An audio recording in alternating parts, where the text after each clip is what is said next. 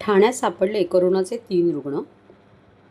5 वर्षापूर्वी सर्वत्र थैमान घातलेल्या कोरोना विषाणूचा प्रादुर्भाव गेल्या 3 वर्षापासून आटोक्यात येऊन रुग्णसंख्या शून्यावर आल्याचे चित्र असतानाच ठाणे महापालिका क्षेत्रात कोरोनाचे 3 रुग्ण गेल्या 2 दिवसात आढळून आल्याने आरोग्य विभाग सतर्क झाला आहे. या रुग्णासाठी पालिकेच्या कळवा येथील छत्रपती शिवाजी महाराज रुग्णालय 19 खाटांचा स्वतंत्र कक्ष उभारण्यात आलेला आहे.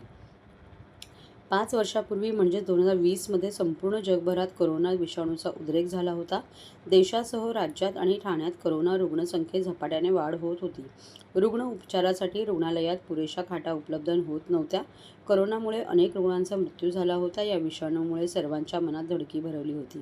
संपूर्ण देशात टाळेबंदी लागू करण्यात आली होती. या काळात अनेकांच्या नोकऱ्या आणि व्यवसायावर परिणाम झाला. 3 वर्षापूर्वी कोरोनाचा प्रादुर्भाव आटोक्यात आला आणि कोरोना रुग्ण संख्या शून्यावर येऊन परिस्थिती रुळावर आली. यानंतर शहरातले जनजीवन पुन्हा पूर्वपदावर येऊन सुरळीतपणे सुरू असताना 2 वर्षांनंतर ठाणे महापालिका क्षेत्रात कोरोनाचे 3 रुग्ण गेल्या 2 दिवसात आढळून आले आहेत. या तिन्ही रुग्णांना सौम्य लक्षणे असून ते घरीच उपचार घेत आहेत.